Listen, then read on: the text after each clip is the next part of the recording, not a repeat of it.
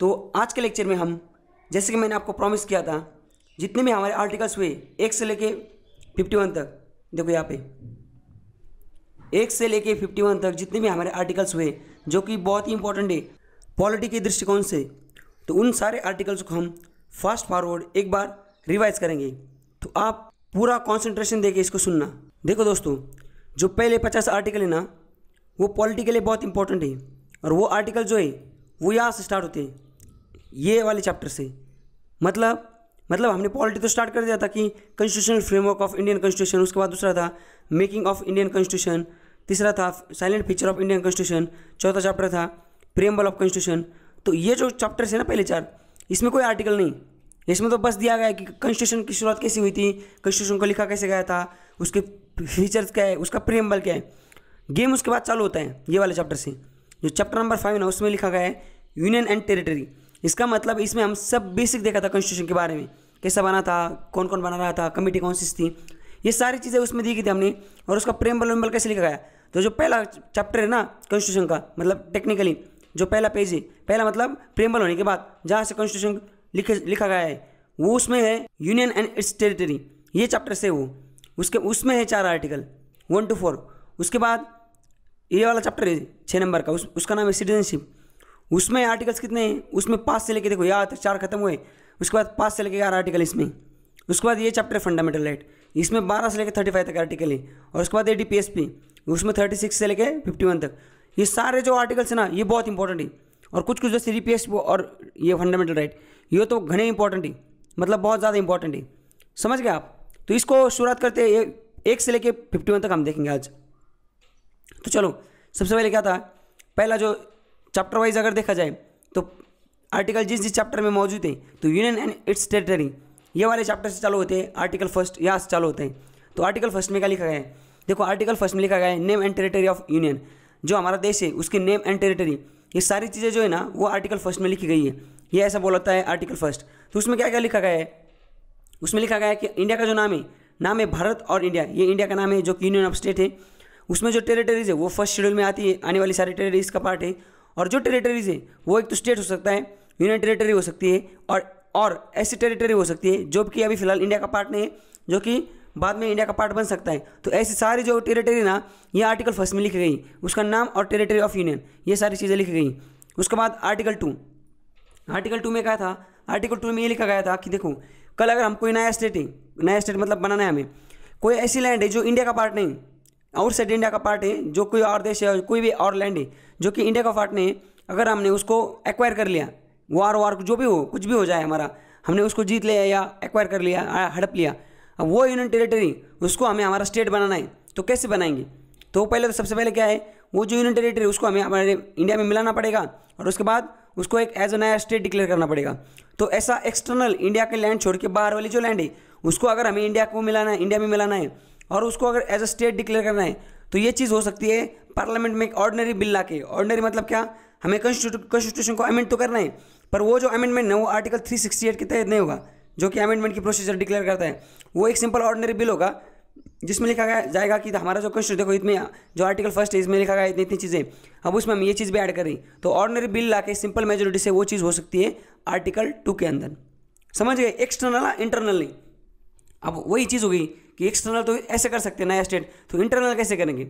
कल अगर हमारा कोई स्टेट ही, उसका अगर साइज़ बढ़ाना है या साइज़ घटाना है, उसका अगर टुकड़े करने दो, मतलब कोई स्टेट जैसे जम्मू कश्मीर है में, हमने उसको 2 यूनियन टेरिटरी में डिवाइड कर दिया, तो कोई स्टेट है अगर उसको 2 यूनियन टेरिटरी में डिवाइड करना है, या 2 उसको अलग अलग स्टेट बनाने हैं, जैसे मध्य प्रदेश और छत्तीसगढ़, ये 2 स्टेट बाद में बने थे, पहले तो एक ही था मध्य प्रदेश, ऐसा कुछ करना है, या किसी स्टेट की बाउंड्री अल्टर करनी, बाउंड्री मतलब क्या, इसका थोड़ा गाँव इधर डालने, उसके गाँव इधर डालने, या किसी स्टेट का नाम चेंज करना है, समझ रहे, जैसे कि अभी उड़ीसा है, उसका उड़ीसा था पहले, तो ये सारी चीज़ें ना आर्टिकल 3 के अंदर आती, समझ गए आप। ये एक्सटर्नल के लिए सेकंड वाला, और थर्ड वाला जो है वो इंटरनल कुछ कांड करना है, तो उसके लिए ये थर्ड वाला है।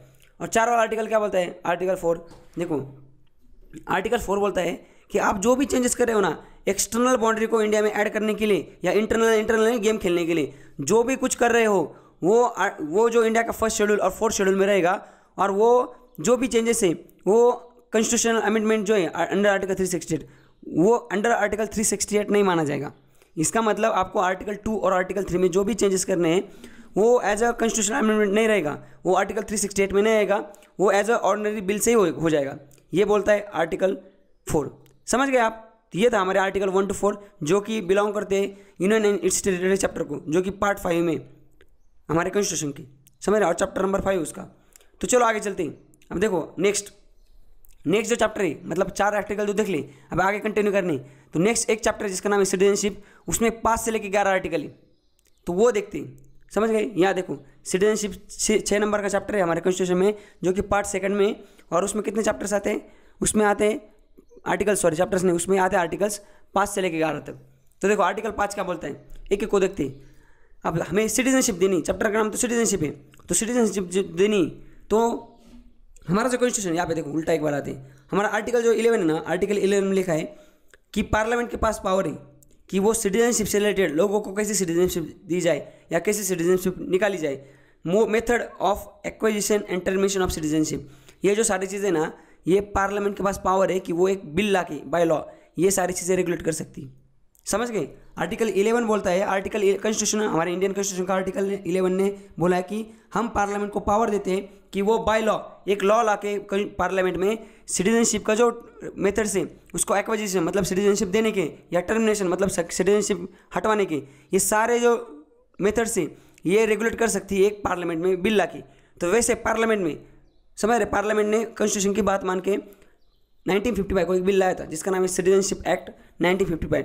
तो अभी फिलहाल हमारे देश में जो सिटीजनशिप है वो जो उसका जो जितने भी नॉर्म्स हैं वो सारे इस एक्ट के तहत अंदर है, इसमें लिखा गया है। और उसको बाद में काफ़ी टाइम बार 7-8 बार उसको अमेंड किया है। अमेंड मतलब क्या है, जैसे अभी 2016 में अमेंड किया था सिटीजनशिप बिल, मतलब हमें सिटीजनशिप से रिलेटेड जो भी चीज़ें कुछ डालनी नहीं, तो उस बिल को उठाना है, उसको पार्लियामेंट में लेके आना है और उसमें वो चीज़ें ऐड कर दी नई जो नहीं डालनी या पुरानी कुछ हटानी, तो इसको काफ़ी बार अमेंड किया गया है। तो फिलहाल हमारे देश में सिटीजनशिप से सारा जो कांड चल रहा है वो किससे अंदर चल रहा है, वो सिटीजनशिप एक्ट 1955 के तहत चल रहा है।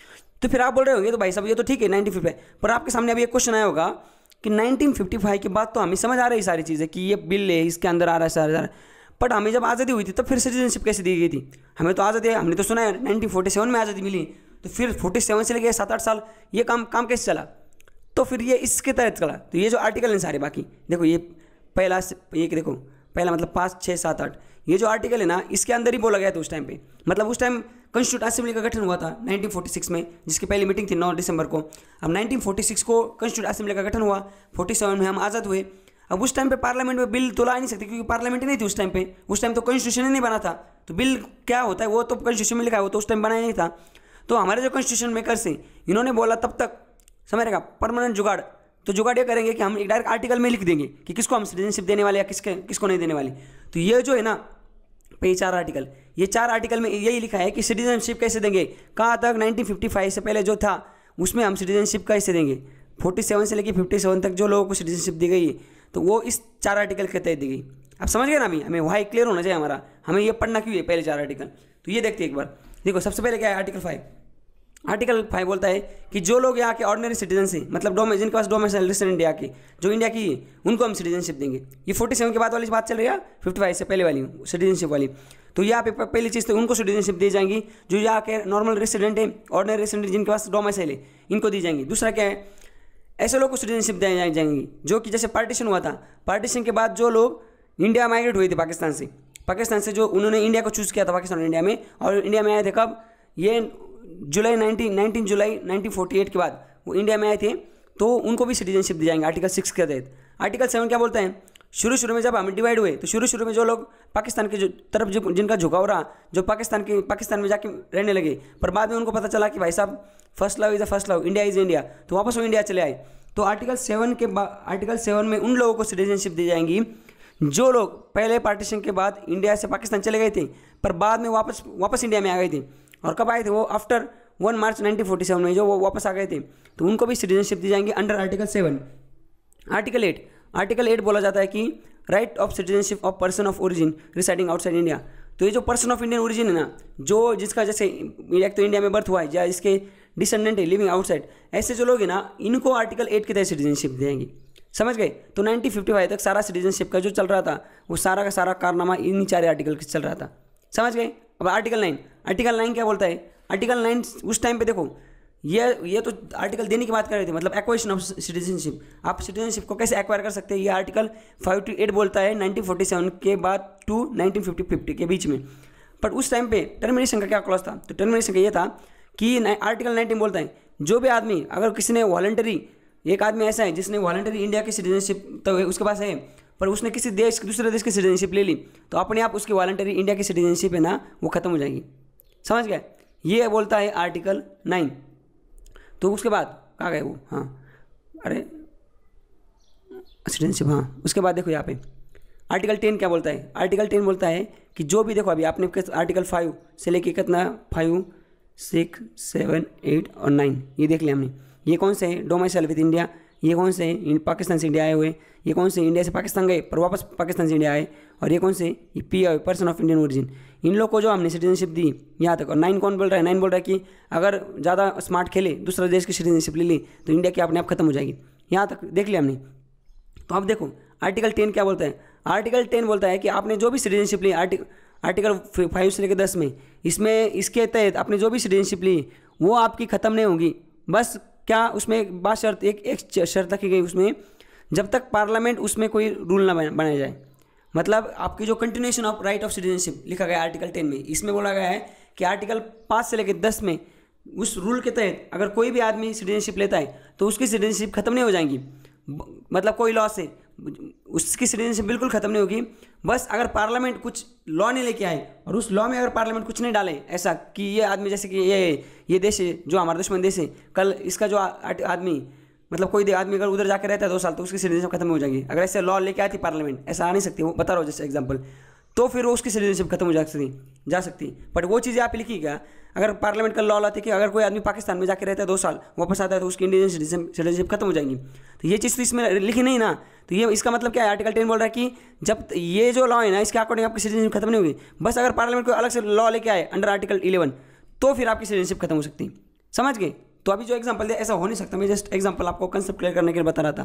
तो यह आता है आर्टिकल 10। और आर्टिकल 11 क्या बोलता है, आर्टिकल 11 तो आपको पता है, आर्टिकल 11 बोलता है कि पार्लियामेंट जो है उसके पास पावर है सिटीजनशिप को रेगुलेट करने के लिए, वो एक लॉ लेके आ सकता है और उसके आधार से वो पूरे देश की सिटीजनशिप है उसकी जो टर्मिनेशन और एक्वेशन की जो क्लॉज है उसको मेथड से उसको रेगुलेट कर सकता है।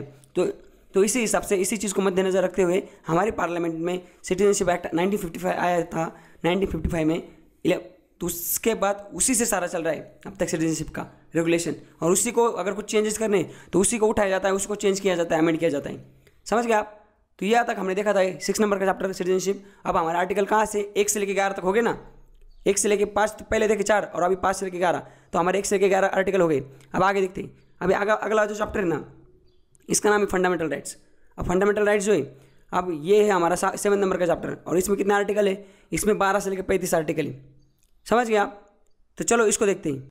अब ये जो चैप्टर है ना फंडामेंटल राइट, जिसमें हमें 12 से लेकर 35 आर्टिकल देखने हैं, उसमें ना थोड़ा झोल है आर्टिकल्स में। झोल मतलब क्या, झोल मतलब ऐसा अलग झोल नहीं, झोल ऐसा कि देखो ये फंडामेंटल राइट्स है, इसमें फंडामेंटल राइट्स दिए गए कितने 7 ओरिजिनली 7 थे, अब 6 है।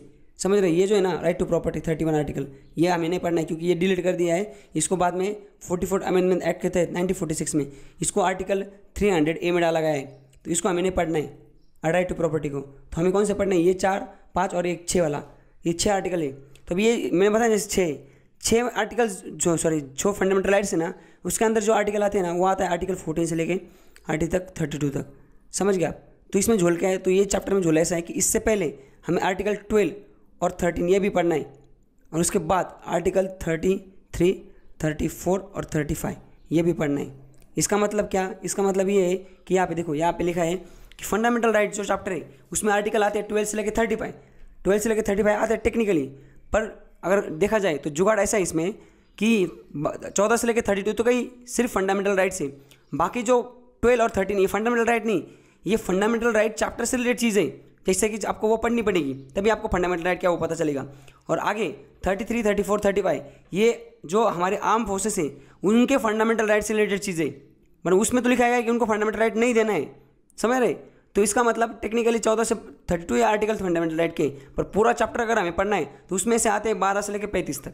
समझ गए, यही झोल था।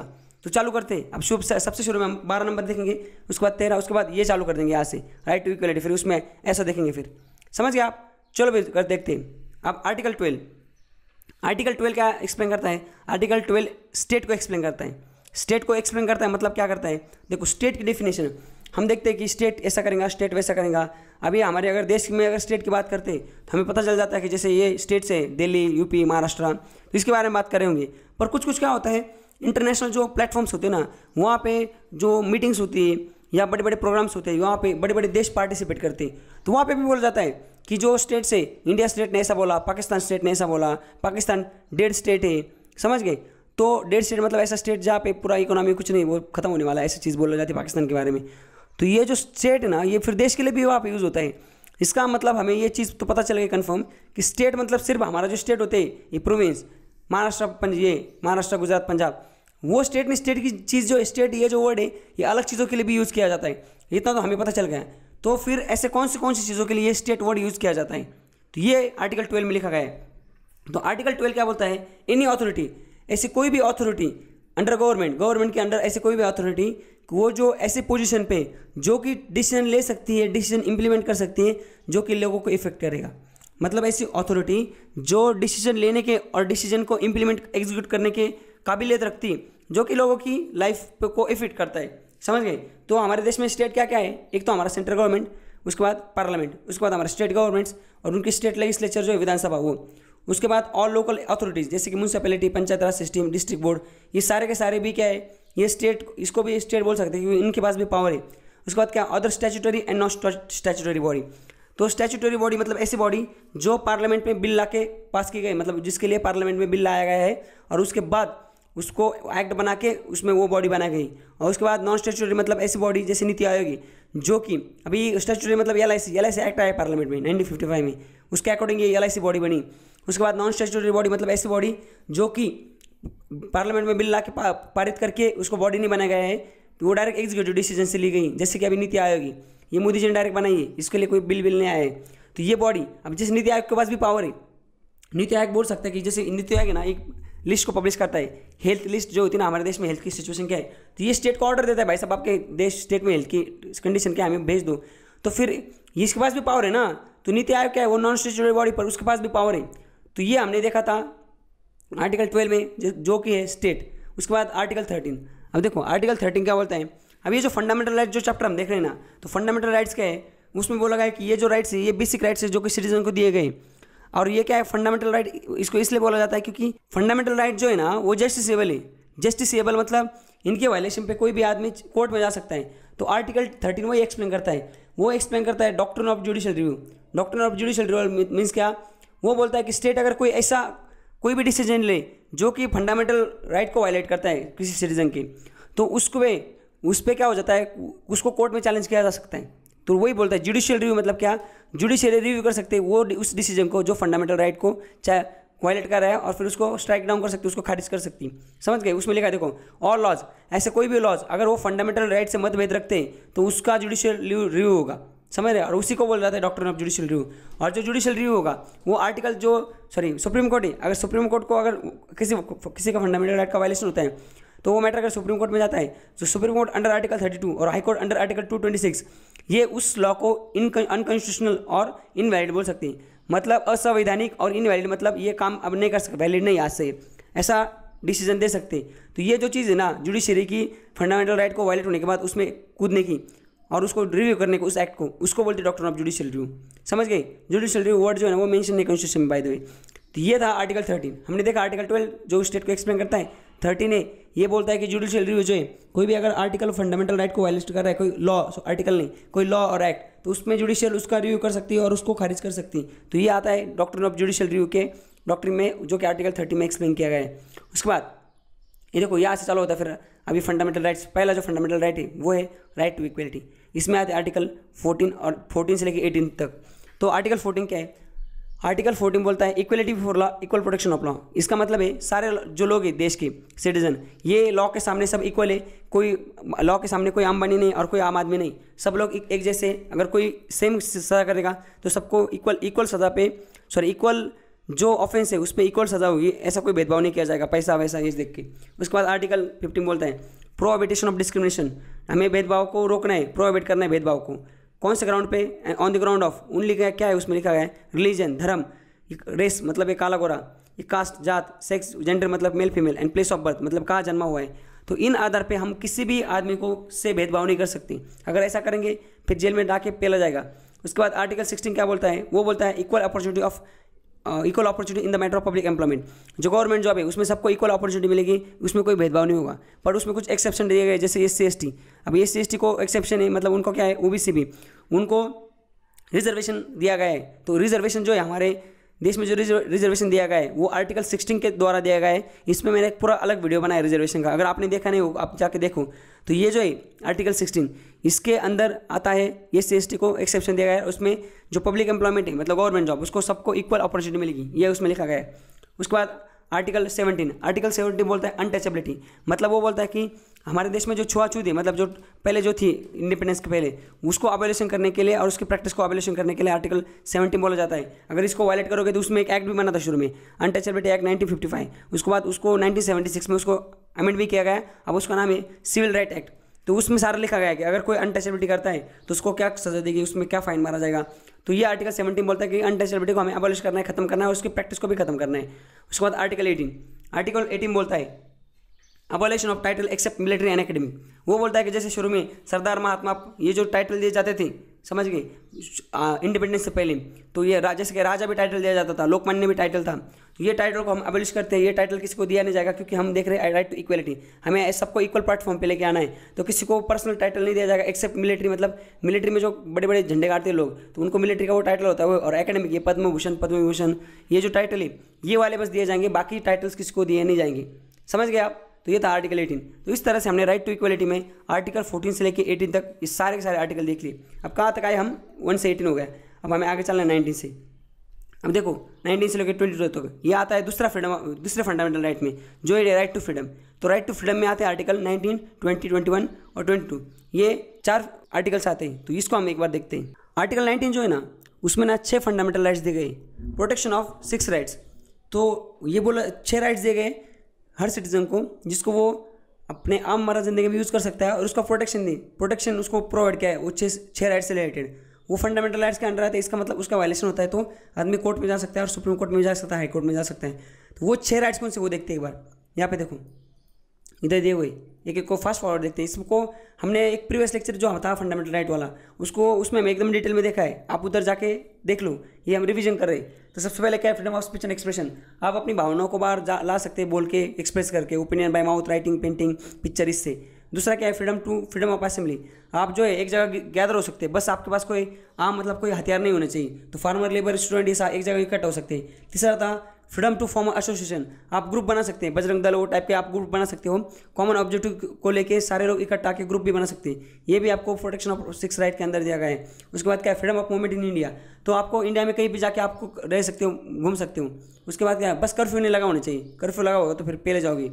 उसके बाद क्या है, freedom of reside and settle in any part of territory of India. तो आप किसी भी इंडिया के किसी भी भाग में, मतलब किसी भी एरिया में जाके कहीं पे भी जाके आप वहाँ पे रह सकते हो, वहाँ पे रिसाइड हो, सेटल हो सकते हो। उसके बाद 6 नंबर का क्या है, freedom of profession, occupation, trade and business. आप जो चाहते हो वो वाला प्रोफेशन, ऑक्यूपेशन, ट्रेड, बिजनेस वो भी कर सकते हो। तो समझ गए। तो इस तरह से ये जो 6 राइट है ना, ये आर्टिकल 19 में दिए गए। उसके बाद आर्टिकल 20 क्या बोलता है, एक बार आपको एक चीज़ बताता हूँ। ये जो 6 राइट है ना, ये वाले फ्रीडम ऑफ स्पीच वाले, freedom of speech and expression, वो टाइप सारे इसमें ना कुछ लिमिटेशन है। मतलब आपको बोलने का हक दिया है, घूमने का हक दिया है, इसका मतलब कहीं पे जाकर रायता नहीं फैलाना है। उसमें कुछ लिमिटेशन है। वो लिमिटेशन है कि जैसे कि सिक्योरिटी ऑफ स्टेट की सिक्योरिटी, मतलब देश की सिक्योरिटी धोखे में नहीं रहना चाहिए। हमारे जो फॉरेन जो कंट्रीज़ है, हमारे फॉरेन स्टेट के साथ जो हमारा फ्रेंडली रिलेशन है, उसको आपको वायलेट नहीं करना है। मतलब कुछ ऐसे देश के बारे में नहीं बोलना है गलत जिसके साथ हमारे अच्छे रिलेशन है। उसके बाद पब्लिक ऑर्डर को आपको मेंटेन करना है, जो है मॉरलिटी उसको मेंटेन करना है। कंटेम्प्ट ऑफ कोर्ट को नहीं करना है, किस कोर्ट ने कोई आदेश दिया है तो उसके खिलाफ आपको कुछ बोलना नहीं, अगर freedom of speech and expression का हक दिया है फिर भी, क्यों नहीं तो फिर कंटेम्प्ट ऑफ कोर्ट हो जाएगा और अंदर ठुस जाओगे। उसके बाद क्या, डिफेमेशन। किसी की ऐसा नहीं, वो गलत मतलब विदाउट प्रूफ किसी पे ये ऐसा इल्ज़ाम नहीं लगाना जिससे उसकी जो इमेज है वो खराब हो जाए, नहीं तो फिर आप पे डिफेमेशन का केस चलेगा। और जो इंसाइटमेंट्स, मतलब ऐसे स्पीच देने उत्तेजनक भाषण नहीं देने, भड़काऊ भाषण नहीं देने। और उसके बाद क्या है, सोवरेनिटी एंड इंटीग्रिटी। इंडिया की सोवरेनिटी और इंटीग्रिटी ये हर्ट नहीं होनी चाहिए, ये भी आपको लिमिटेशन है, इसको भी ध्यान में रखना चाहिए। तो ये था आर्टिकल 19। आर्टिकल 20 क्या है, देखो यहाँ पे लिखा गया है। आर्टिकल 20 में क्या दिया गया था कि protection in respect of conviction for offences.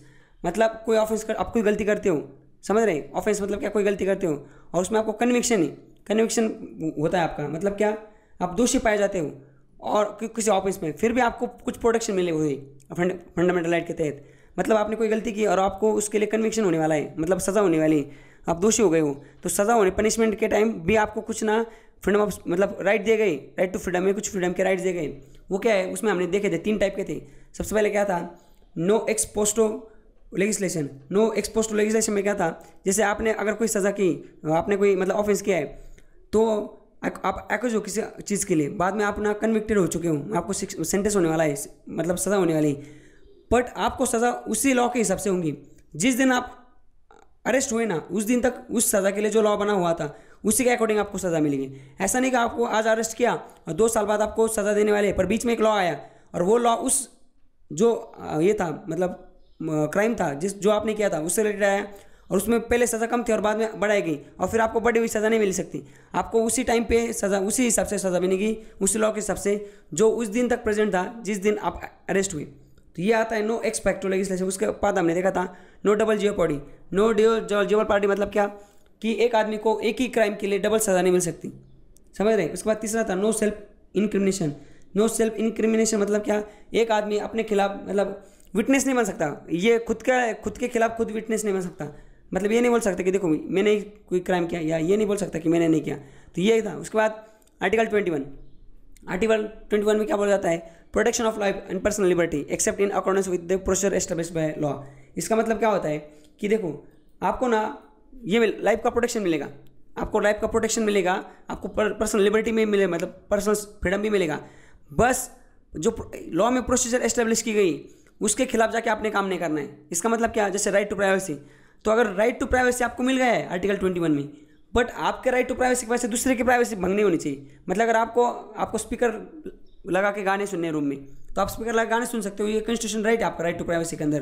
पर आपने जो प्रोसीजर एस्टेब्लिश लॉ है, अगर ऐसा भी लॉ बनाया गया है कि 10 बजे के बाद आपने बड़ी बड़ी आवाज़ में गाने नहीं सुनने, डीजे नहीं लगाने या स्पीकर नहीं लगाने, अगर ऐसा लॉ बना हुआ है तो आप तो बोलोगे मैंने तो स्पीकर लगाया है मेरे रूम पे, मैं गाने सुन रहा हूँ, बट भाई साहब आप जो लॉ एस्टेब्लिश हुआ है उसको भी तो वायलेट कर रहे हो, तो ये नहीं करना है, समझ गए।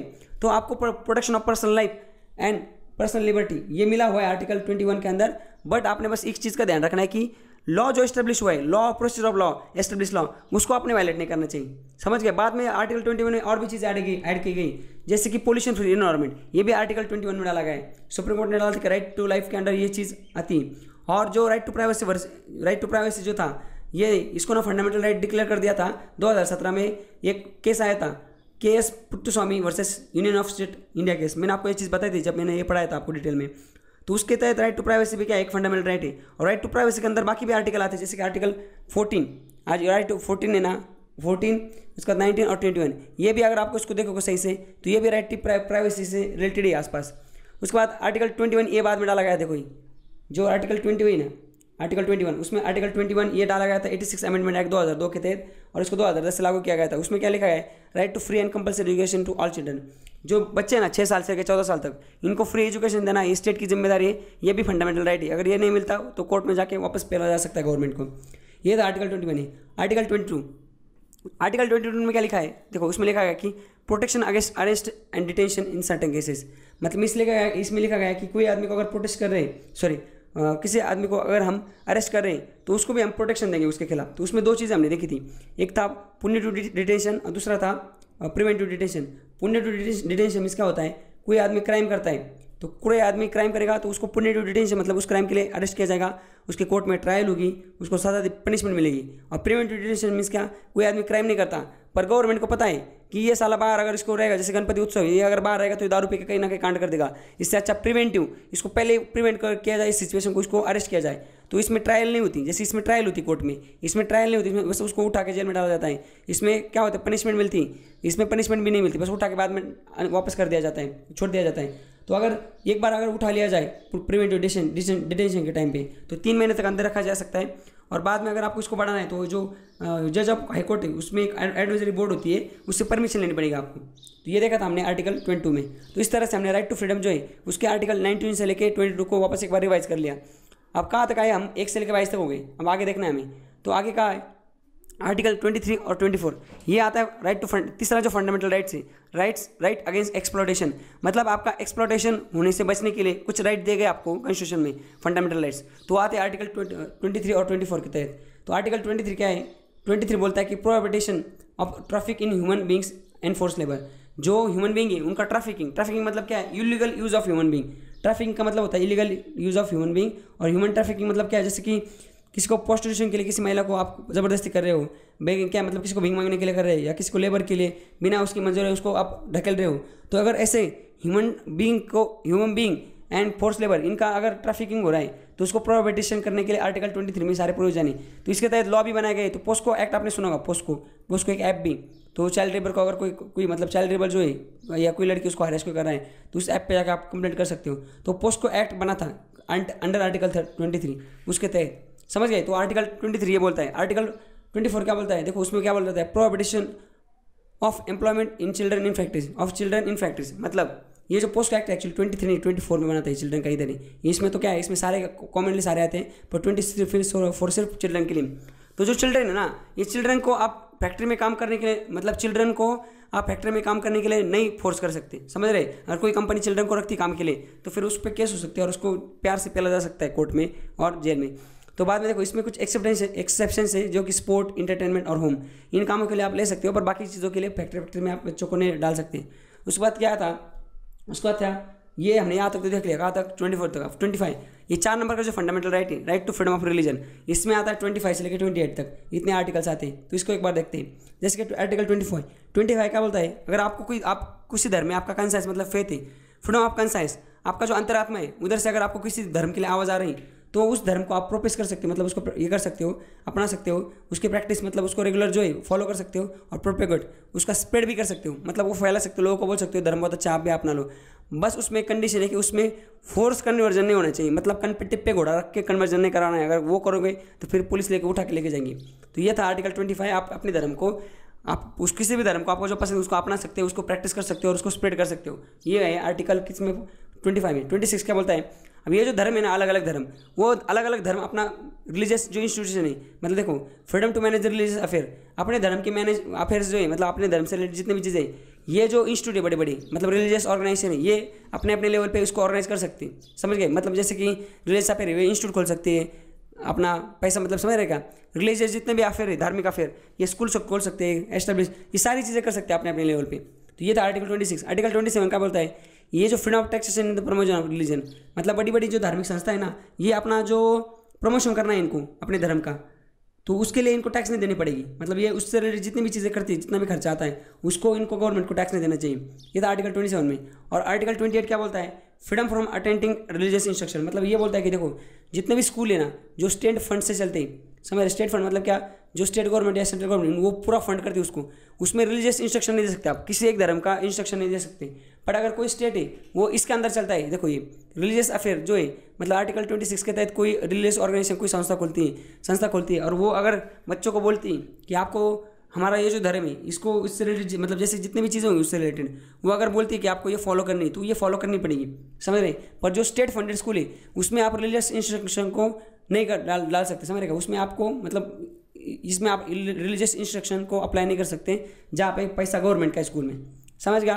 तो ये था right to freedom of religion, ये आर्टिकल 25 से लेकर 28 तक हमने आर्टिकल देख लिए। आगे चलते हैं। तो कल्चरल एंड एजुकेशनल राइट है, तो कल्चरल और एजुकेशनल राइट जो है वो आर्टिकल 29 और आर्टिकल 30 या ये 2 आर्टिकल्स में आता है। तो ये क्या है एक बार देखते हैं। देखो आर्टिकल 29 क्या बोलता है? देखो इसमें 2 चीज़ें, एक तो क्या, right to conserve language script and culture, right to conserve language script and culture, आपको पूरा राइट है आपकी लैंग्वेज जो है उसको, अपना जो स्क्रिप्ट है मतलब लिखा पढ़ी जो लैंग्वेज की वो, और आपका कल्चर, इसको आपको कंजर्व करने का पूरा हक है। अगर आप अपनी लैंग्वेज को कंजर्व कर रहे हैं, कोई आपको अगर ये करने नहीं दे रहा है तो उसके खिलाफ कोर्ट में जाके वापस उसको पेला जा सकता है।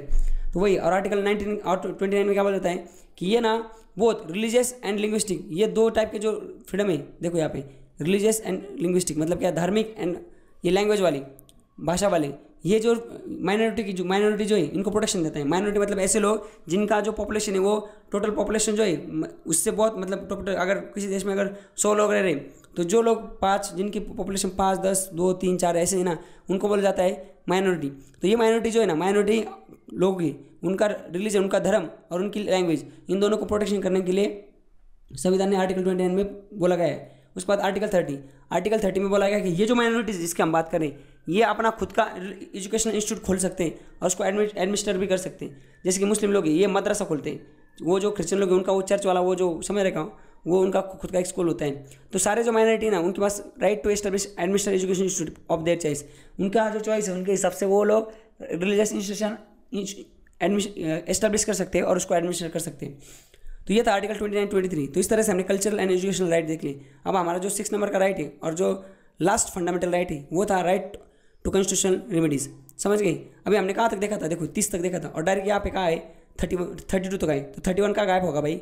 31 जो था ना वो था पहले राइट टू प्रॉपर्टी था, पर बाद में क्या हुआ, ये फंडामेंटल राइट था, मतलब इसके वायलेशन पे लोग डायरेक्ट सुप्रीम कोर्ट में जा सकते थे। तो हुआ क्या, ये जो लोग हैं जैसे कि कल के कई यहाँ से रास्ता बनाना है, वहाँ लोगों की ज़मीन जा रही, तो गवर्नमेंट ने बोला हम आपको पैसे देते हैं, आप हमें ज़मीन दे दो। ये लोग दे ही नहीं रहे थे, फिर लोग डायरेक्ट फंडामेंटल राइट था, लोग उसको वायलेशन पे डायरेक्ट कोर्ट पे जाते थे, कोर्ट लगा देता था स्टे। तो भाई साहब डेवलपमेंट की काम ही रुक गए थे सारे के सारे। तो फिर गवर्नमेंट ने क्या कर दिया, गवर्नमेंट ने गेम खेला, गवर्नमेंट ने साला इसका फंडामेंटल राइट वाला स्टेटस ही उठा लिया, निकाल दिया। मतलब ये जो आर्टिकल है 31 इसका राइट टू प्रॉपर्टी, इसको कॉन्स्टिट्यूशन नहीं हटा गया, इसको कॉन्स्टिट्यूशन का दूसरा एक आर्टिकल है आर्टिकल 300 इसमें प्लेस कर दिया गया है। समझ गए? 44th अमेंडमेंट एक्ट 1946 के तहत। और उसका मतलब क्या, इसको वो वैसे वैसे बस उसको एक जगह से उठाकर दूसरी जगह डाला और इसका फंडामेंटल राइट वाला जो स्टेटस है वो निकाल दिया। अब ये बस लीगल राइट है, फंडामेंटल राइट नहीं है। तो इसके बाद हमारा जो आता है last constitutional right, fundamental right, वो है राइट टू कॉन्स्टिट्यूशनल रेमेडीज। ये आता है आर्टिकल 32 में। तो आर्टिकल 32 में वही बोला गया है जो हमने इससे पहले भी देखा था आर्टिकल 13 में। तो वो वही चीज़ है कि सुप्रीम कोर्ट जो है वो आपके फंडामेंटल राइट का गारंटर है, मतलब आपके फंडामेंटल राइट सही से चल रही है क्या, उसका इन्फोर्समेंट सही से हो रहा है कि नहीं, ये काम जो है ये सुप्रीम कोर्ट के पास है। और अगर आपका फंडामेंटल राइट वायलेट होता है तो आपको supreme court right to move to supreme court है, मतलब आपके पास सुप्रीम कोर्ट में जाने का हक है, आपके पास वो राइट है। आपका फंडामेंटल राइट वायलेट होता है तो, और आप हाई कोर्ट में भी जा सकते हैं। अंडर आर्टिकल 32 आप सुप्रीम कोर्ट में जा सकते हो, अंडर आर्टिकल 226 आप हाई कोर्ट में जा सकते हैं आपका कॉन्स्टिट्यूशनल राइट जो फंडामेंटल राइट है उसके लिए आप हक मांगने के लिए।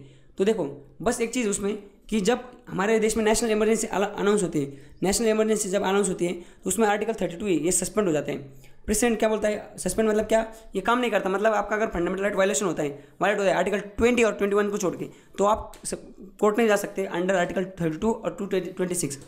बट इसमें एक चीज़ बोली गई, इसमें चीज़ ऐसे बोली गई कि प्रेसिडेंट उसको टेम्पररी सस्पेंड कर सकता है, इसको लॉ बना के नहीं सस्पेंड कर सकता, मतलब उस पर लॉ बना के कि आज से ये होगा ही नहीं, ऐसा नहीं। जिस दिन इमरजेंसी हटी, दुर्घटना घटी, मतलब वापस फंडामेंटल राइट जो है वापस वो इनेबल हो जाएगा। समझ गया? तो इस तरह से हमने ये हमारा जो आर्टिकल है आर्टिकल 32 ये भी इसको भी देख लिया, राइट टू कॉन्स्टिट्यूशनल रेमेडी ये भी हमने देख लिया। और या इस तरह से हमने हमारे जो फंडामेंटल राइट है टेक्निकली वो सारे कवर कर लिए। बट हमें फंडामेंटल चैप्टर में जो आर्टिकल्स देखने थे वो कितने थे, 12 से लेकर 35 तक। हमने 12 और 13 ये अलग से देख लिया, बाद में 14 से लेकर अब तक 32 तक ये टेक्निकली पार्ट थे फंडामेंटल राइट के अंदर आर्टिकल्स थे, ये हमने देख लिए। वापस अलग से हमें जैसे 12 और 13 देखा था तो वैसे हमें 30, 33 और 35, 33, 34, 35 ये हमें अलग से देखने जो कि फंडामेंटल राइट चैप्टर में आते हैं, पर ये किसी फंडामेंटल राइट के अंदर नहीं आती। तो वो ये आर्म फोर्स एंड उससे रिलेटेड फंडामेंटल राइट्स वो देखते हैं। देखो आर्टिकल 33 क्या बोलता है, इसने ये बोलता है कि पार्लियामेंट को एम्पावर करता है, मतलब पार्लियामेंट को पावर देता है कि आप ना किस ये जो मेंबर है arm forces, military, paramilitary forces, police forces, intelligence agency जैसे IB, रॉ, NIA और अदर रिलेटेड एजेंसीज, इन एजेंसी के जो लोग हैं उनके जो फंडामेंटल राइट्स हैं उसको आप रिपील उसको निकाल दे सकते हो, ये लॉ बना के ये पार्लियामेंट को हक दिया है किस आर्टिकल 33 के अंदर। समझ गए? ये जो आर्म फोर्सेस वाले लोग हैं इनके जो फंडामेंटल राइट है इनको क्योंकि ना फंडामेंटल राइट इसलिए उनके हटाएं क्योंकि स्टेट की जो सिक्योरिटी और ये लोग अपना काम ठीक से करें, इसलिए इनके फंडामेंटल राइट को रिपील किया जा सकता है पार्लियामेंट द्वारा लॉ बना के, ये आर्टिकल 33 बोलता है। आर्टिकल 34 क्या बोलता है, आर्टिकल 34 बोलता है this provide for restriction of fundamental rights क्या martial law in force in area territory of country, मतलब जैसे देखो arm force special provision act, ये एक एक्ट है, एक्ट वहाँ लगाया जाता है जहाँ पे जैसे अगर कोई स्टेट है वो डिस्टर्ब एरिया है, ऐसा डिस्टर्ब एरिया है जहाँ पे एंटी मतलब देश के खिलाफ कोई मूवमेंट हो रही, समझ रहे, टेररिस्ट लोग वहाँ पे बैठे हुए हैं, ऐसे बहुत बड़ा कांड चल रहा है उधर, तो उस जगह पे ना ये क्या कर देते हैं हमारे जो गवर्नमेंट है, सेंट्रल गवर्नमेंट, होम मिनिस्ट्री वहाँ पे आसपा लगा देती है arm force special provision act. तो वहाँ पे जाके ना इनको राइट टू किल का हक मिल जाता है कि इनको मिलिट्री वालों को वहाँ जाके ये कहीं भी कुछ भी कांड कर सकते हैं, कुछ भी तिकड़म कर सकते हैं। तो उस टाइम पे ऐसा जब लॉ इसमें होता है, मतलब इनफोर्स में होता है, लॉ ऐसा चल रहा है जिस टेरिटरी में, तो वहाँ पे जो आर्म फोर्स के लोग हैं ना उनका जो फंडामेंटल राइट है उसको रिस्ट्रिक्ट किया जा सकता है आर्टिकल 34 के तहत। समझ गए आप? उन लोगों का भी शायद, हाँ उन लोगों का भी, क्योंकि उन लोगों को तो डायरेक्ट ठोका जा रहा है। मतलब इसका मतलब ये जो ऐसे मार्शल लॉ है ना, ये जब जिस टेरिटरी में, any territory with in the territory, मतलब ऐसे टेरिटरी में जिसको ना समझ डिस्टर्ब जोन डिक्लेयर किया जाता है, उसमें अगर कोई मार्शल इन फोर्स में मतलब उसको अप्लाई किया गया है, तो वहाँ पे लोगों का, उन सारे के सारे वहाँ जितने लोग हैं उनका आर्टिकल 34 जो है, 34 के अंदर उनका फंडामेंटल राइट क्या हो जाता है, उसको ना सस्पेंड किया जा सकता है, उसको रिस्ट्रिक्ट किया जा सकता है। उसके बाद आर्टिकल 35 क्या बोलता है? देखो आर्टिकल 35 बोलता है पार्लियामेंट के पास पावर है, क्या क्या पावर है पार्लियामेंट के पास? तो पार्लियामेंट के पास पावर है to give effect to certain specified fundamental rights shall only vest in parliament not in the state legislature. मतलब फंडामेंटल राइट्स से रिलेटेड कोई भी आपको अमेंडमेंट लाना है, कोई चेंज करना है, कुछ चीज़ ऐड करनी, ये सारी जो पावर है ना, ये पार्लियामेंट के पास है। ये स्टेट लेजिस्लेचर ये चीज़ कर ही नहीं सकता। समझ गए? सारे के सारे पावर किसके पास है? पार्लियामेंट के पास है। ये आर्टिकल 34 ना, इसमें जो मैंने बोला ना, वहाँ के जो लोग हैं, मतलब जो टेरिटरी ऑफ एरिया है, उसमें सारे के सारे लोग जो है, मतलब वो लोग भी और वहाँ के जो हमारे आर्म फोर्स के मेंबर, वो भी, सबका फंडामेंटल राइट को रेस्ट्रिक्ट किया जाता है। पर मुझे इसमें एक डाउट है, ये डाउट ऐसा है कि हमारे आर्म फोर्स के लोग, उनका तो किया जाता है, पर सारे के सारे लोग हैं ना, उनको तो नहीं किया होता, क्योंकि जो टेररिस्ट लोग हैं उनको तो टपका दिया सकता है। पर कल कोई गिल्टी, मतलब कोई ये इनोसेंट लोग हैं, उनको मार गया हमारी आर्मी, तो फिर उस पर उन पर कोर्ट मार्शल हो सकते हैं। तो उसमें थोड़ा कन्फ्यूजन है, तो उसको मैं आपको देख के बताता हूँ। समझ गए? तो फिलहाल आर्टिकल 33 क्या है? आर्टिकल 33 बोलता है पार्लियामेंट के पास पावर है कि ये इन लोग के जो आर्म फोर्सेस, इतने जो लोग हैं, paramilitary forces, intelligence, police forces, इनके फंडामेंटल राइट को रिस्ट्रिक्ट कर सकता है, निकाल सकता है लॉ बना के। आर्टिकल 34 बोलता है कि अगर मार्शल लॉ अगर जब फोर्स में, तो उस टाइम पे वो टेरिटरी में, तो फिर वहाँ पे फंडामेंटल राइट को रिस्ट्रिक्ट किया जा सकता है। आर्टिकल 35 क्या बोलता है? जो फंडामेंटल राइट्स जितने भी हमने देखा आर्टिकल 12 से लेकर अभी 35 तक, उसमें जो भी हमें चेंजेस करने, कुछ भी करना है, तो वो चीज़ सिर्फ पार्लियामेंट के पास पावर है, स्टेट लेजिस्लेचर वो कर नहीं सकता। इसका मतलब कल मोदी कर सकता है, जो उद्धव ठाकरे वो फंडामेंटल राइट को चेंज नहीं कर सकता। समझ गए? तो इस तरह से हमने जो आर्टिकल कहाँ से लेके चल रहा था, हमारा कारवा चल रहा था 1 से लेकर 35 तक, 1 से लेकर 35 तक सारे आर्टिकल्स को हमने रिवाइज कर लिया है। आगे चलते हैं, जो हमारा प्रीवियस चैप्टर था DPSP, direct to principle of state policy, इसके अंदर हमने आर्टिकल 36 से लेकर 51 तक ये सारे आर्टिकल देखने। समझ गया? तो ये कितने नंबर का? 8 नंबर का चैप्टर होगा DPSP। तो इसको अंदर हमें 36 से लेकर 51 तक आर्टिकल्स देखने। तो चलो इसको देखते हैं। देखो आर्टिकल 36 क्या बोलता है? ये बोलता है, डिफाइन करता है स्टेट को। सबसे पहले डायरेक्ट टू प्रिंसिपल क्या है, मैं आपको DPSP एक बार बता देता हूँ। फंडामेंटल राइट क्या है? हर एक इंडिविजुअल है ना, उसको फंडामेंटल राइट है, मतलब ये बेसिक राइट्स दिए गए उसके पास कि आपको ये चीज़ करनी, आपको संविधान, ये कॉन्स्टिट्यूशन जो है ये राइट्स देता है, और उसको वायलेट होता है तो आप वो कोर्ट में जाके, वो जस्टिसेबल, मतलब कोर्ट में जाके उसके खिलाफ वो कुछ याचिका डाल सकता है, पिटिशन डाल सकता है। DPSP क्या बताएगा? DPSP मतलब गवर्नमेंट को जो काम करने ना, तो उसके लिए उन्होंने कुछ प्रिंसिपल, कॉन्स्टिट्यूशन में कुछ प्रिंसिपल दिए गए, उनको बोला गया है, उसमें लिखा गया है कि अगर जब स्टेट है वो लोगों की वेलफेयर के लिए, लोगों की भलाई के लिए जो भी काम कर रहा है, तो उसको इस प्रिंसिपल को ध्यान में रखते हुए वो काम करना है। पर ये नॉन जस्टिसेबल, मतलब ये कोर्ट में नहीं जा सकते इसका वायलेशन होने पे, DPSP का वायलेशन होने पे। तो ये DPSP। तो DPSP में आर्टिकल आते हैं 36 से लेकर 51 तक। तो शुरुआत करते हैं आर्टिकल 36। आर्टिकल 36 क्या बोलता है? स्टेट। तो स्टेट मतलब अभी जो मैंने शुरू में एकदम फंडामेंटल राइट का जब चैप्टर चालू हुआ था, उसमें 12 जो देखा था ना, फंडामेंटल राइट के कॉन्स्टिट्यूशन के पार्ट 3 में जो फंडामेंटल राइट है, वो उसमें जो आर्टिकल 12 है ना, वही जो डेफिनेशन बोलती है सेम की स्टेट की, वही सेम डेफिनेशन इसमें। आर्टिकल 36 में मतलब क्या? ऐसी अथॉरिटी जो गवर्नमेंट के अंडर आती है, जिसके बाद डिसीजन लेने का और डिसीजन इंप्लीमेंट करने का पावर हो, उसको बोला जाता है स्टेट। तो आर्टिकल 12 और आर्टिकल 36 ये सेम है। ये आता है fundamental right part 3 of constitution, और DPSP जो है वो कॉन्स्टिट्यूशन के पार्ट 4 में आता है। उसके बाद आर्टिकल 37। आर्टिकल 37 क्या बोलता है? Application of principles contain in this part. इसका बोलना है कि ये जो DPSP में जितने भी एप्लीकेशन है, वो सारे के सारे ना, it shall be duty of state, से स्टेट की duty to apply this principle in making of law बनाते टाइम, ये स्टेट की ड्यूटी, मतलब भले वो स्टेट गवर्नमेंट हो या सेंट्रल गवर्नमेंट है, ये इनकी ड्यूटी कि वो लॉ बनाते टाइम ये जो प्रिंसिपल या एप्लीकेशन है, इनको ध्यान में रख के लॉ बनाया जाए। और आर्टिकल 37 और एक बहुत इंपॉर्टेंट बात बताता है, ये बोलता है नॉन जस्टिसेबिलिटी ऑफ DPSP। मतलब इनका बोलना है कि अगर ये चीज़ें, ये जो ड्यूटी स्टेट की कि लॉ बनाते टाइम ये जो प्रिंसिपल है और एप्लीकेशन है, इनको फॉलो करना है, अगर ये चीज़ें ये फॉलो भी नहीं करते, तो कोई आदमी कोर्ट में जाके इनके खिलाफ पिटीशन नहीं डाल सकता। इसका मतलब ये कोर्ट ऑफ लॉ में चैलेंज नहीं हो सकता, ये नॉन जस्टिसेबल है। ये बोलता है आर्टिकल 37। आगे आर्टिकल 38। आर्टिकल 38 क्या बोलता है? ये बोलता है state can promote the welfare of people by securing and protecting following things. देखो स्टेट जो है, मतलब कोई नेशन हो या स्टेट, मतलब नेशनल गवर्नमेंट हो या स्टेट गवर्नमेंट हो, ये लोगों के हित जो है, लोगों की भलाई के काम कर सकते हैं by securing and protecting. Secure करके और प्रोटेक्ट करके, क्या सिक्योर करके और क्या प्रोटेक्ट करके? Justice, social, economic and political. Social, economic और पॉलिटिकल जस्टिस जो है मतलब सामाजिक, आर्थिक एंड राजकीय जो न्याय, समझने का जस्ट इंसाफ है, ये इंसाफ को सिक्योर करके एंड प्रोटेक्ट करके जो हमारा स्टेट है वो लोगों का वेलफेयर कर सकता है, ये बोला गया आर्टिकल 38 में। तो आर्टिकल 38 जो है ना, ये की स्टोन और कोर ऑफ डायरेक्टिव प्रिंसिपल्स है, समझ गए, क्योंकि इसमें सबसे इंपॉर्टेंट चीज़ बोली गई है कि जो भी वेलफेयर, लोगों की भलाई के लिए जो भी काम करना है स्टेट को, उसमें स्टेट को लोगों का social, economic and political justice जो है इसको ध्यान में रख के, सोशल ऑर्डर, ये जो सोशल ऑर्डर है इसको ध्यान में रख के ही काम करना है। उसके बाद आर्टिकल 39 क्या बोलता है, certain principle of policy to be followed by state, कुछ प्रिंसिपल ऑफ पॉलिसी वो स्टेट को फॉलो करनी है। वो कौन सी, राइट टू लाइवलीहुड, लोगों का जो रोजगार है, वो जो हक है वो भी स्टेट को उनको पूरा करना है। इक्विटेबल डिस्ट्रीब्यूशन, जो हमारे पास रिसोर्सेज है उसका भी इक्विटेबल डिस्ट्रीब्यूशन करना है लोगों में। Worker safety, health development of children और equal wage for both men and women.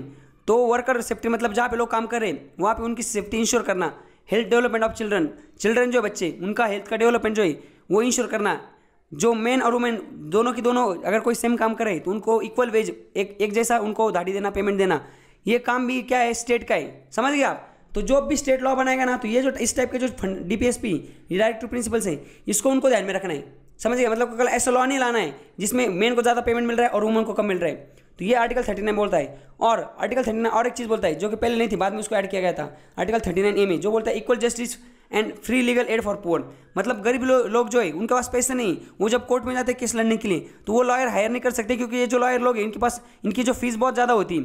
तो इनके पास पुअर लोग हैं, उनके पास पैसे नहीं, लीगल एड मतलब ये जो है कानूनन जो मदद लेने के लिए, तो फिर ये गवर्नमेंट की ड्यूटी कि उनको कानूनी मदद प्रोवाइड की जाए। तो उस तहत मैंने जैसे आपको एक लेक्चर में बताया था, ये वाले लेक्चर में जब हमने इसको डिटेल में देखा था कि हमारे गवर्नमेंट जो है उसने ये जो पुअर लोग हैं उनके लिए एक पोर्टल भी खोला है, जहाँ से वो जो कुछ प्रैक्टिशनर लॉयर होते नए वाले, वो उनको फ्री में भी उनका केस लेके लड़ते। तो ये था आर्टिकल 39। आर्टिकल 40, आर्टिकल 40 क्या बोलता है, आर्टिकल 40 बोलता है टू ऑर्गेनाइज विलेज पंचायत। मतलब ये स्टेट की जिम्मेदारी कि हर एक विलेज में, हर एक गाँव में विलेज पंचायत का ऑर्गेनाइजेशन किया जाए। उसके बाद आर्टिकल 41 बोलता है right to work, to education and to public assistant in event of unemployment. मतलब जो हर एक आदमी उसको राइट टू वर्क देने का और उसको अनएम्प्लॉयमेंट में पब्लिक असिस्टेंट प्रोवाइड करने का, ये जो ड्यूटी है ना, ये है स्टेट की। मतलब देश, सेंट्रल गवर्नमेंट और स्टेट गवर्नमेंट, इनकी ड्यूटी है कि हर एक उनका जो सिटीजन है उसको काम प्रोवाइड करने का, उसके हाथ में काम आना चाहिए, काम उसको देना चाहिए, वो एक चीज़। और अगर उनके पास काम नहीं तो उनको पब्लिक असिस्टेंट मतलब गवर्नमेंट द्वारा मदद ये भी देनी चाहिए। तो ये भी आर्टिकल 41 में दिया गया है। पर जैसे कि मैंने आपको बताया ये डीपीएसपी है, ये फंडामेंटल राइट नहीं है, इसका कोर्ट में जाके चैलेंज नहीं कर सकते आप, ये बस मोरल ऑब्लिगेशन है। उसके बाद 42, आर्टिकल 42 क्या बोलता है, ये बोलता है कि जस्ट एंड, ये देखो यहाँ पे लिखा गया है the provision for just human condition for work and maternity leave. इसका मतलब आप जहाँ पे काम कर रहे हो ना, वहाँ पे एकदम बढ़िया सी कंडीशन होनी चाहिए, सही एटमॉस्फेयर होने से काम करने के लिए ह्यूमन कंडीशन होनी चाहिए। और जो औरतें वहाँ पे काम करने वाली, वो प्रेगनेंसी के टाइम उनका जब डिलीवरी होता है तो उनको मैटरनिटी लीव मिलनी चाहिए और उनको उस टाइम का पैसा मिलना चाहिए जब वो लीव पे जाती है। उसके बाद आर्टिकल 43, आर्टिकल 43 क्या बोलता है, ये बोलता है लिविंग वेजेस फॉर वर्कर्स। मतलब ये जो लोग हैं उनके लिए लिविंग वेजेस, लोग जब काम करते हैं उनके लिए लिविंग वेजेस प्रोवाइड करना।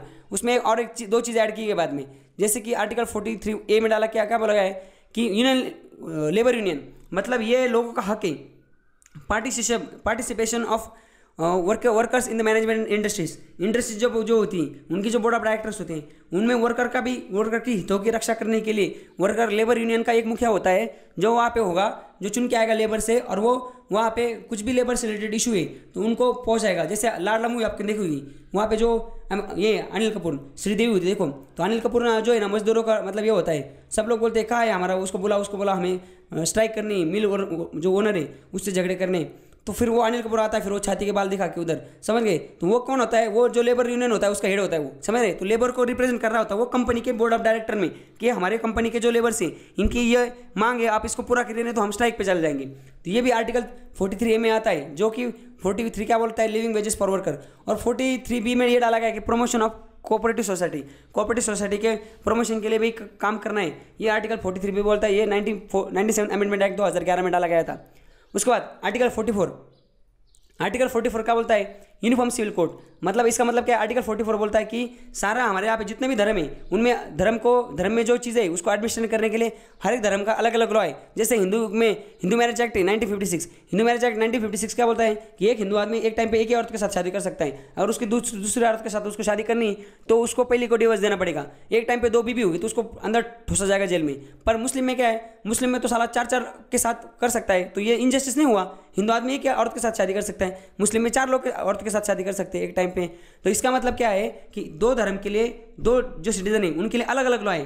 तो अंबेडकर ने बोला था, अंबेडकर साहब ने, कि आप एक काम करो यूनिफॉर्म सिविल कोड बनाओ। मतलब एक सारे धर्म जो है, मौलाना ये पंडित सारे ये जो क्रिश्चियन के जो वो जो होते हैं ना, पॉप जो भी हो, पता नहीं मुझे उनका उतना, वो सारे धर्म के लोगों को बुलाओ एक जगह पे, उनको बोलो कि आप एक काम करो, सब मिला के एक ही ये बनाओ, लॉ बनाओ कि जैसे कि अगर शादी करनी है तो दोनों को भी, इनको भी 4 दे दो, इनको भी 4, इनको दो या किसी को मत, समझ रहे।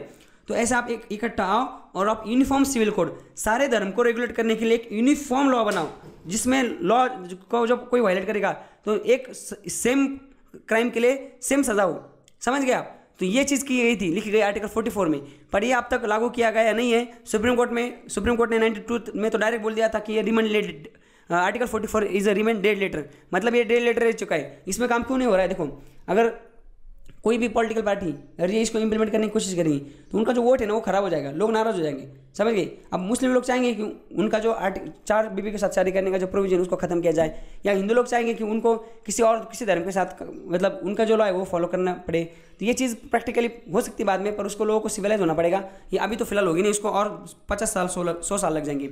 उसके बाद आर्टिकल 45 बोलता है provision for early childhood care and education to the children below the 6 year. देखो, हमने एक आर्टिकल देखा था, आर्टिकल 21A, उसमें क्या लिखा था, उसमें लिखा था राइट टू एजुकेशन।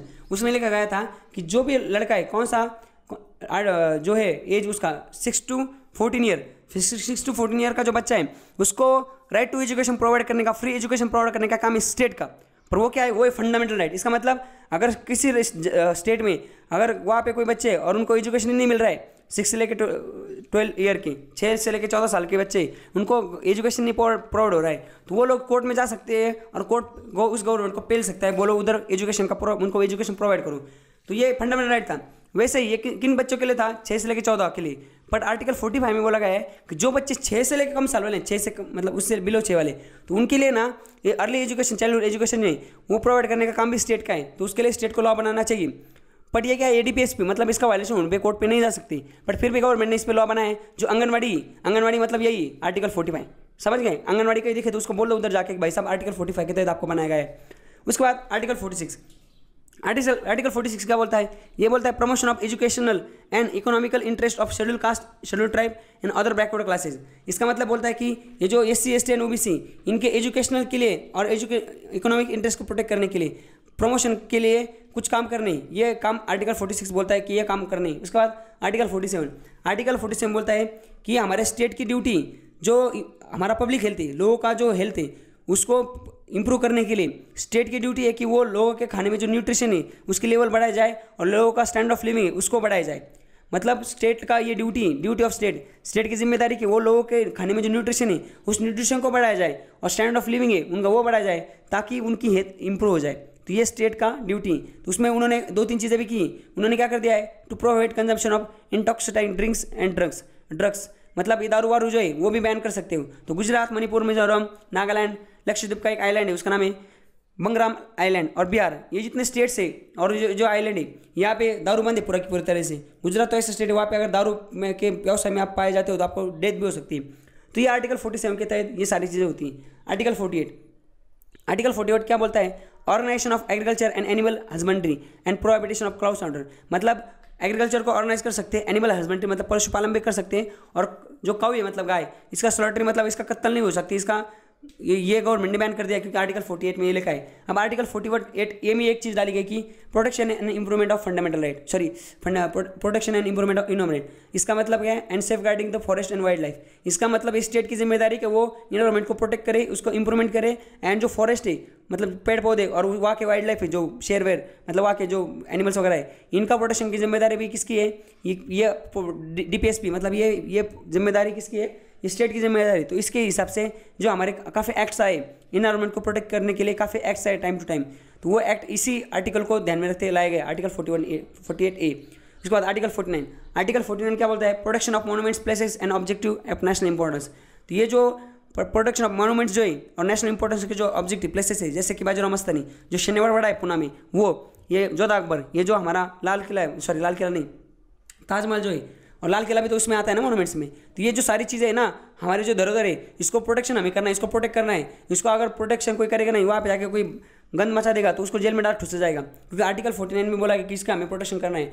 उसके बाद आर्टिकल 50 क्या बोलता है, separation of judiciary from executive.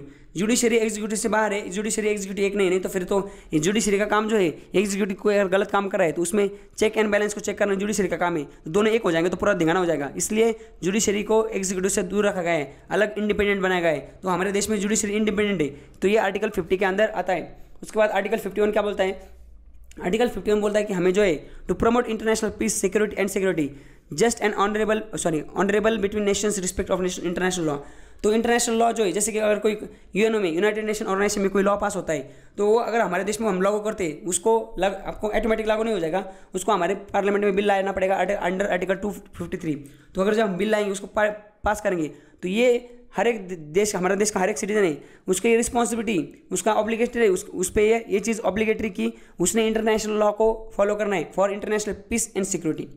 समझ गए? तो इस तरह से हमने आर्टिकल 51 देख लिया।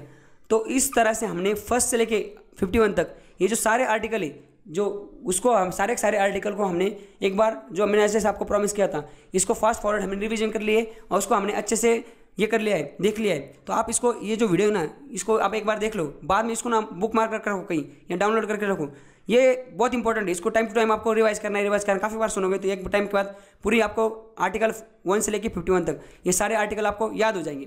तो जैसे कि हमने एडीपीएस पे हम देख रहे थे, इसको हमने प्रीवियस चैप्टर में खत्म कर दिया था। तो 51 आर्टिकल था, हमने देखा था, उसमें कुछ 2-4 चीज़ें बची हुई थी जिसको मैंने बोला था, तो इसको भी लगे हाथ कवर कर लेते और फिर नेक्स्ट लेक्चर से हम जो हमारा फंडामेंटल ड्यूटीज है उसको देखेंगे। तो चलो डीपीएसपी का जो पार्ट बाकी है हम उसको देखते हैं। देखो, इससे पहले लेक्चर में हमने क्या देखा था, डीपीएसपी में ये देखा था हमने कि डीपीएसपी जो है वो पार्ट 4 में आता है, उसमें आर्टिकल 36 से लेकर 51 तक आता है। ये इरिश जो कॉन्स्टिट्यूशन है उससे हमने बोरो किया है, और ये स्टेट को रिकमेंड करता है कि वो जो स्टेट के लेजिस्लेचर, एग्जीक्यूटिव एंड एडमिनिस्ट्रेटिव जो मैटर है उसमें इनको फॉलो किया जाए। ये हमने देखा था डीपीएसपी में, और उसमें हमने काफ़ी चीज़ें, वो सारे आर्टिकल्स देख लिए थे। अब आगे कुछ चीज़ें जो बची है उसको देखते हैं। देखो, आर्टिकल 42 है ना, जो 1976 में आया था, आर्टिकल नहीं, अमेंडमेंट 42 सेकंड अमेंडमेंट जब आया था 1946 में, उसको बोला जाता है मिनी पार्लियामेंट। उसमें ना 39A, 43A एंड 48A ये जो आर्टिकल्स है ये बाद में ऐड किए गए थे। तो क्वेश्चन आता है आपको कि जो ये आर्टिकल्स है बाद में कौन से ऐड किए गए थे, तो ये जो आर्टिकल्स है ये बाद में ऐड किए थे डीपीएसपी में। और जो डीपीएसपी में जो आर्टिकल्स दिए गए हमने जो अभी देखे 36 से लेकर 51 तक, इनका क्लासिफिकेशन किया गया है। क्लासिफिकेशन मीन्स क्या, इनका ना सोशल, गांधीयन एंड लिबरल, ऐसे 3 कैटेगरी में इनको डिवाइड किया गया है। आर्टिकल 36 से लेकर आर्टिकल 51 है ना, इसको ना 3 टाइप में डिवाइड किया गया है। एक में है सोशल, एक में गांधीयन और एक में है लिबरल। तो क्वेश्चन आपका ऐसा आता है, which of the following DPSP directive principle of state policy are the Gandhian, मतलब गांधीयन कौन से है, सोशल कौन से है, तो ये आता है। तो इसलिए आपको ये सारे एक तो याद रखने की जरूरत है, उसके बावजूद आपको इनको ऐसे कैटेगरी याद रखना है। तो वो कौन से क्या है मैं आपको ये अभी के नेक्स्ट स्लाइड में बताता हूँ। इससे पहले एक चीज़ जान लीजिए, ये जो डीपीएसपी ना, देखो फंडामेंटल राइट क्या इंडिविजुअल के लिए होता है, डीपीएसपी सोसाइटी के लिए होता है, यहाँ पे दिखाएं। तो फंडामेंटल राइट और डीपीएसपी ये टसल है between individual right and society at large. तो सोसाइटी के लिए डीपीएसपी काम करता है और इंडिविजुअल के लिए फंडामेंटल राइट काम करता है। तो इनका जो डीपीएसपी, इनका जो क्लासिफिकेशन हुआ है एक बार यहाँ पे देखते, देखो यहाँ पे अभी हमने इसमें रिवीजन भी कर ली। आर्टिकल 36 से लेके कहाँ तक, 51 तक। तो ये आर्टिकल 36 से लेके 51 तक इनको ऐसे 3 पार्ट में डिवाइड किया गया है, सोशल, गांधीयन एंड लिबरल। तो ये जो स्लाइड है ना, मैं आपको ये स्क्रीनशॉट लेकर अच्छे से इसको डाल देता हूँ ग्रुप में। तो आप एक काम कीजिए, इसको ना पूरा रिवाइज कीजिए, इसको कहीं से मतलब कुछ भी करके जुगाड़ करके तुक्का लगा के इसको एक बार लॉजिक लगा के सेट कीजिए कि आपको तो एक बार फंडामेंटल राइट पता चल जाएंगे, उनको सीक्वेंसली याद रखना है। बट वो कौन से सोशल है, कौन सी गांधीयन और कौन सी लिबरल है, इसके लिए आपको ये स्लाइड काम आएगी, समझ रहे। तो सोशल कौन से हैं, आर्टिकल 38, 39A, 40 से लेके 42, 43A तक, और लास्ट में 47 ये आते हैं सोशल में। बाद में गांधीयन आता है 40, 43, 43B, उसमें 46, उसके बाद 47 है उसमें आता है ये वाला ड्रिंक और ड्रग वाला ये वाला। और उसके बाद क्या है 48 है वो भी इसमें आता है। अब 47 इधर भी, इधर क्या पता है 47 में, 47 में इधर वाला जो है कि ये स्टेट की जिम्मेदारी है कि लोगों की हेल्थ को इंप्रूव करने के लिए जो हमारा जो स्टेट है इसकी जिम्मेदारी है कि उसने ना स्टैंडर्ड ऑफ लिविंग और न्यूट्रिशन है उसको बढ़ाना है, ये आता है सोशल में। और बाद में उसके बाद जो है दारू वारू बंद करो, गांजा वांजा मत फूको, ये वाली चीज़ ये गांधी में आती है 47 में। और लिबरल जो है, लिबरल में आता है आर्टिकल 44, कौन सा, यूनिफॉर्म सिविल कोड, ये आता है आर्टिकल 44 में, आर्टिकल 45 में आता है, और आर्टिकल 48 से लेके 51 तक ये जो है ना, ये जो नेशनल मोन्यूमेंट है इसको हमें कंजर्व करना है, ये सारी चीज़ें जो है ये इसमें आती है। अब ये इसमें भी आता है 48 कुछ चीज़ें, और इसमें भी आती, समझ गए। तो इस तरह से ये जो हमने डीपीएसपी का जो प्रिंसिपल है इसको हमने क्लासीफाई कर लिया, इसको देख लिया, आप इसको सही से याद रखो। बाद में अभी देखो डिफरेंस देखना हमें, सबसे इंपॉर्टेंट चीज़ डिफरेंस बिटवीन फंडामेंटल राइट और डीपीएसपी।